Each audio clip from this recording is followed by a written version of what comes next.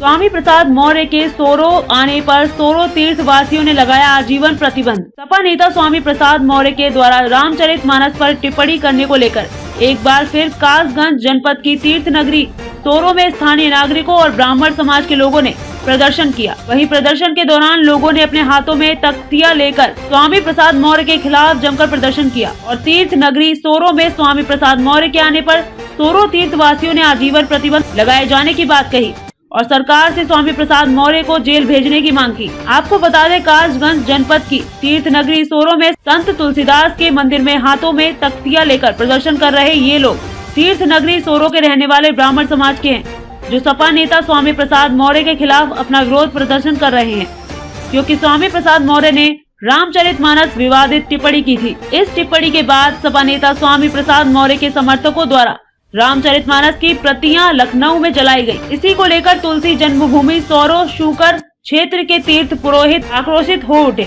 और तुलसीदास के मंदिर पर तीर्थ पुरोहितों ने हाथों में तख्तियां लेकर विरोध प्रदर्शन किया और योगी सरकार ने स्वामी प्रसाद मौर्य को गिरफ्तार करने की मांग की। स्वामी प्रसाद मौर्य के खिलाफ राष्ट्रीय सुरक्षा कानून NSA के तहत भी कार्रवाई किए जाने की मांग की है। वहीं प्रदर्शन कर रहे लोगों ने स्वामी प्रसाद मौर्य के सोरो आने पर आजीवन प्रतिबंध भी लगाए जाने की बात की है। वहीं भागवताचार्य नरेश वेदांती ने कहा कि रामचरितमानस को लेकर जो टिप्पणियां की जा रही हैं, ऐसे नेताओं की मानसिकता को दर्शाती हैं।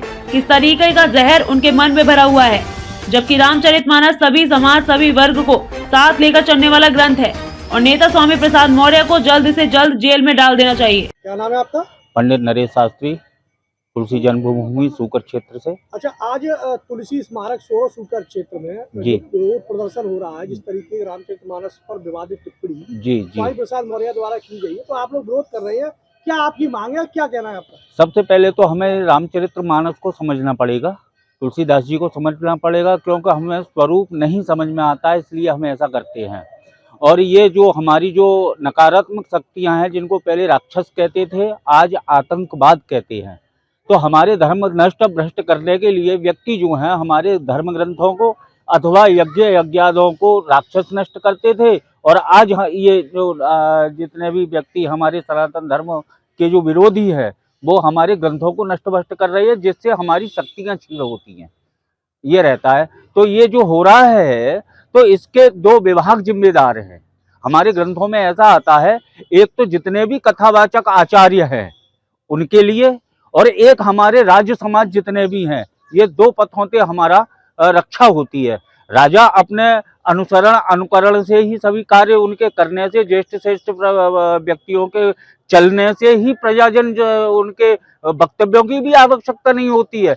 जैसे धर्मानुचरण करने वाले हमारे व्यास जी है या कोई भी हमारे वक्तागण हैं, वो सब हमारे अनुचरण करके दिखाएं, तो वो हमारे जनमानस जितना भी है, ऐसे ही राजागणों के लिए अगर कोई हमारे धर्म ग्रंथों के लिए या धार्मिक हमारी संस्थानों के लिए नष्ट भ्रष्ट करे, तो उससे सख्ती से भी निपटा जाए, उसके लिए दंडित भी किया जाए। ये हमारे पहले से भी हुआ है, ऐसा नहीं है। राजा अंग थे, अंग के पुत्र बैन हुए हैं, उन्होंने भी यही हरकतें की थी, तो वहाँ के हमारे राज्य समाज और जितने भी जनसाधारण और हमारे गुरुजन, हमारे आचार्य जन, व्यास जन, उन्होंने ये सब इलाज किए थे।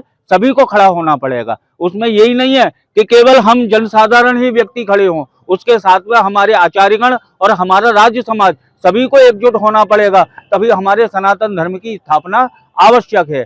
समय समय पर यही होता चला है, जैसे ब्रिटिश गवर्नमेंट ने हमारे जितने भी ग्रंथ थे वो सब जलाए, वो हमारी शक्तियां छीन हुई। रामचरितमानस समस्त वेदों का, समस्त शास्त्रों का, समस्त संत जनों का, समस्त काग भुसुंड गरुड़ के ही की, मतलब यही नहीं है। व्यक्ति कहते हैं कि ढोल गमार शूद्र पशुनारी ही लिख दिया, जब हमारे यहाँ कागभूषुंड जी महाराज जी का भी सम्मान है हमारे ग्रंथों में, गरुड़ जी महाराज का भी सम्मान है हमारे ग्रंथों में, तो यहाँ भेद कैसे हो सकता है? इन सभी चीजों को समझने की आवश्यकता है। तो आप सरकार से, योगी सरकार से क्या मांग करते हैं आप लोग? योगी सर, क्या नाम है आपका? मैं उमेश पाठक, शूकर क्षेत्र का नागरिक। हाँ, सोरो शूकर क्षेत्र में जो विरोध प्रदर्शन लगातार जारी है स्वामी प्रसाद मौर्य को लेकर, तो आप लोग सरकार से क्या मांग करते हैं जो रामचरितमानस पर अवैध टिप्पणी स्वामी प्रसाद द्वारा की गई? मैं इसको एक आतंकी घटना के रूप में देखता हूँ। जिस तरह से आतंकवादियों पर NSA इत्यादि जो धाराएं लगाई जाती हैं, इस तरह के लोगों पर ऐसी ही धाराएं लगानी चाहिए जो चाहे तो अवैध टिप्पणी कर रहे हैं या रामचरितमानस फाड़ रहे हैं या रामचरितमानस जला रहे हैं। सरकार, मुझे आश्चर्य होता है, उत्तर प्रदेश के मुख्यमंत्री योगी जी एक धार्मिक व्यक्ति हैं, उन्होंने अब तक क्यों नहीं इस विषय पर संज्ञान लिया? या माननीय न्यायालय भी बहुत से विषयों पर स्वतः संज्ञान ले लेते हैं, लेकिन इस विषय पर क्यों नहीं लिया?